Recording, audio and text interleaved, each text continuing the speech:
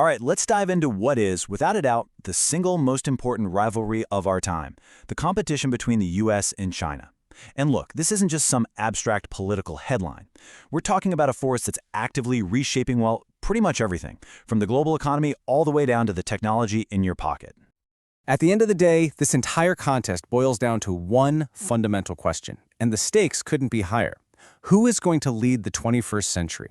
The answer to that is going to set the rules, the values, and the power structures for generations. So to really get a handle on this, here's our game plan. First, we'll look at how this rivalry is being defined today. Then, we'll jump into the 4 key fronts where the competition is actually happening. After that, we'll see how this is sending ripples across the entire globe. And finally, we'll peek into what might be the world's next chapter. Okay, first up, what exactly is this rivalry?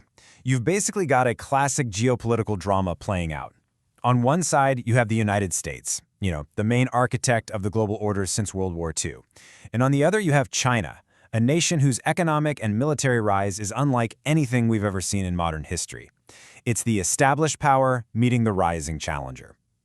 But here's the thing. This goes way deeper than just who has the biggest economy or the strongest military. At its very core, this is a clash of ideas. It's a competition between two completely different models for how the world should be run. Let's break down these two competing visions. The US model, as you know, is built on things like free markets, open democracy, and transparency of information. Now contrast that with the Chinese model, which puts a huge emphasis on state control, on achieving stability through its own version of a market economy, and on the power of a strong centralized government.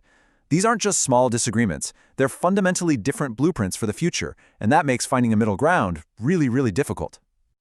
So where is all this playing out? Well, it's not happening in just one place. Think of it less like a single battle, and more like a global chess match being played across multiple boards at the same time. We can really group the action into 4 main battlegrounds. You've got the economy and trade, which is all about tariffs and investments. Then there's technology, which is a flat-out race for who's going to dominate things like AI and semiconductors.